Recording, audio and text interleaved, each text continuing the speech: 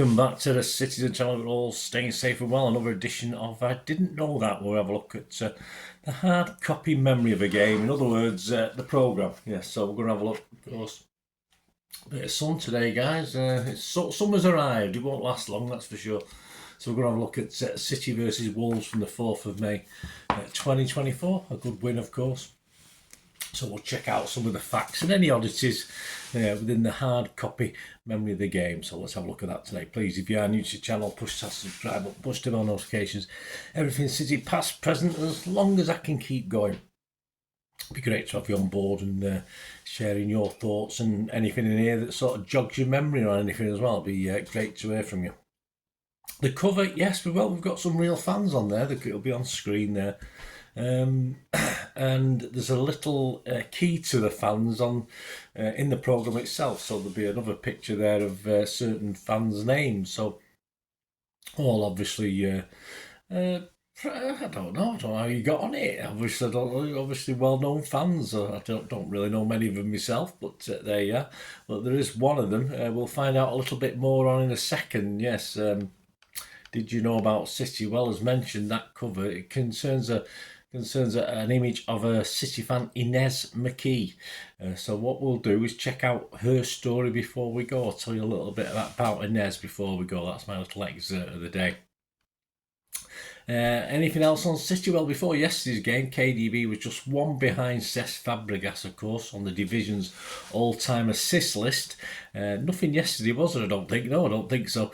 But surely it'll come. Won't be long now. Of course, he's not likely to catch that other bloke who used to play up the road. We won't mention his name. But some Premier League stats for KDB. Appearances 256. He scored 68 goals and made 110 assists. 50.5 passes per match. So that 0.5 must be the one he doesn't make every game. Cross accuracy 25%. Doesn't sound great, but it's not that bad actually. Shot accuracy 35%. Again, doesn't sound fantastic, but it's okay.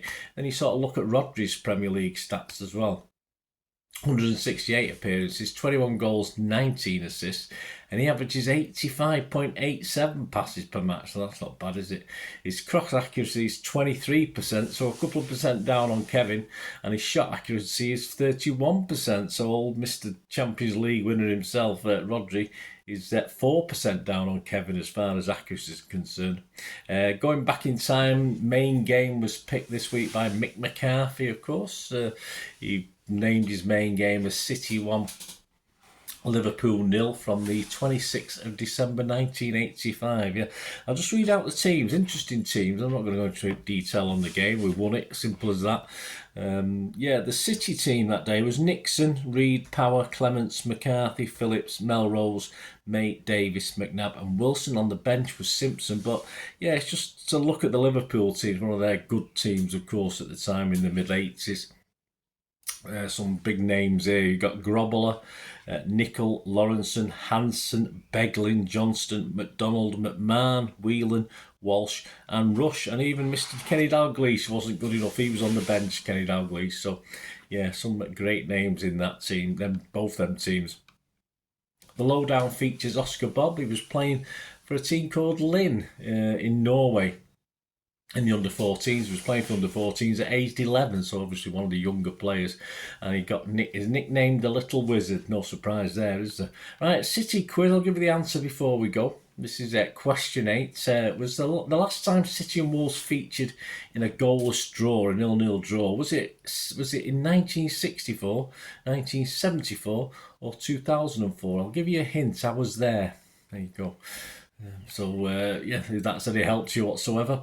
What did we know about Wolves? There's not a lot of information, as you know, in the City programme on our visitors these days, but Steve Bull, of course, is their all-time top scorer with 306 goals, and most appearances is a guy called Derek Parkin, who made 609 appearances. Then midfielder Mario Lemina, he's made 125 Premier League appearances. He scored 7 goals, 4 assists. His passes per match averaged 36.89. His cross accuracy enough is 23%, so not too much different to KDB and Rodri. And his shot accuracy is a bit lower though, he's only 26%. And he's actually got a couple of red cards in his time, so he's 23 yellows and 2 reds. So, yeah, he probably likes to leave his footing slightly. I don't know. Yep, Gary James looks back at season 2009-10. This was a season, of course, where Hughes started as manager and was replaced by Mancini in December. Arrivals included Tevez, of course, welcome to Manchester, mate. Barry, Adebayor, Colo Torre, Lescott, Vieira. And the average league attendance for that season was 45,512. Our biggest of the season was 47,370 against Spurs on the 5th of May 2009. Interestingly enough, just a comparison, Wolves' average crowd that season was 28,365. Marc McCarthy looks at the kits of the same season, 2009-2010. Of course, it was a return of Umbro, who took over from Lecoq Sportif, and the Etihad, of course, replaced Thomas Cook on the front of the shirts. We had an all-black away strip with a gold vertical shoulder trim. The third kit was the red and black diagonal slash that we all pretty much like, don't we? We obviously played in red and blue diagonal slashes. We obviously had a navy blue with a red and white slash across it, because they're all remastered sash strips worn in the 70s, of course. The keepers wore an all-green combination, and Marc has the Joe Hart one in his collection via the Rochdale keeper Josh Lillis, of course, son of former City striker Marc Lillis. He was gifted this top by Hart, and as you notice, the sleeves have been cut off. Yeah, there was no short sleeve version supplied, so Joe didn't like playing in long sleeves, so he just cut with a pair of scissors, not very neatly by the looks of it, cut the sleeves off, but there you go, that's what he's got in his collection, Marc, anyway. City under-18s and England under-17 centre-back Kian Noble had a nice surprise recently. He was suspended for a Euro, not the suspension, he was suspended for a Euro under-17s qualifier against Northern Ireland, so couldn't travel. So he got to train alongside the likes of Foden and Walker under the watchful eye of that magnificent manager Gareth Southgate with the full England squad. So that was a nice opportunity, and he said he learnt a lot from it. I'm sure not from Southgate, I don't think, but from playing with the other players.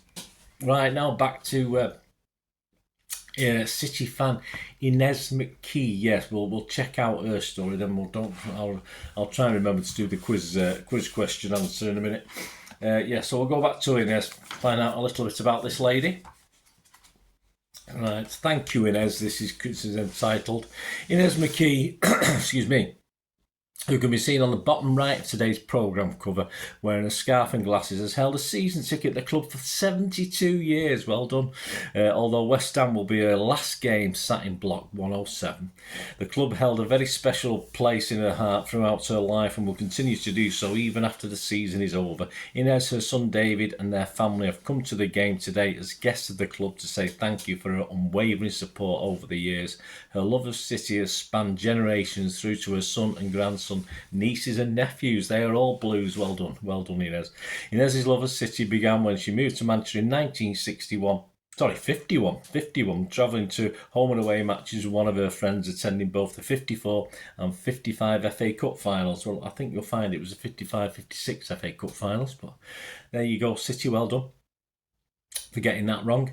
Inez follows City all over the country by coach in the 50s and 60s, leading her to meet Dave's father, who was a bus driver. Together, they ensured that their son David attended his first match at 5 years old, witnessing City win the League Cup final at Wembley in 1970. Well, they got that right. Throughout her career as a teacher in Manchester, Inez also ensured many of the children she taught were Blues, with some of them even holding season tickets today. I have to keep this lady going, won't we? From Bert Troutman and Roy Paul to Phil Foden and Jack Grealish, Inez has been with us through the ups and downs, from relegation to the second division in 1963 to winning the Big Five in 2023. Her son David told us it is breaking her heart that she is having to relinquish her season ticket, but she's finding it harder to go to the games now.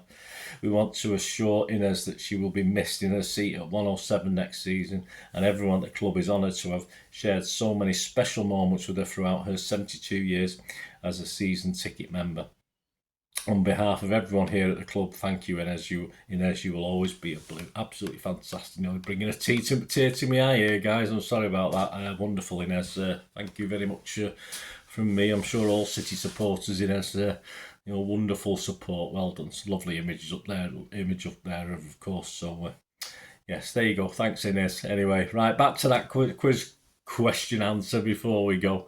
I thought I was going to forget to do it because I was getting all emotional about Inez. But question 8. The last time City and Wolves played out a goalless draw, was it 1964, 1974 or 2004? Well, it was 1974. So I was there at that one. Did you get that one right? No prizes, but there you go. There you go, guys. Hope you enjoyed this little I Didn't Know That. This is from the City versus Wolves programme of the 4th of May the 4th be with you, 2024. Let us know any thoughts, any memories. Do you know Inez? Let me know if you know Inez yourself. You met the young lady. It'd be great to hear from you. Such a shame that she's struggling to get there from now on. But we will have a drink or two for the next time we go, won't we? That's for sure. Thanks for watching, guys. Until we meet again. The last one thing, don't I? Please stay safe, Blues. Come on, City. Bye for now.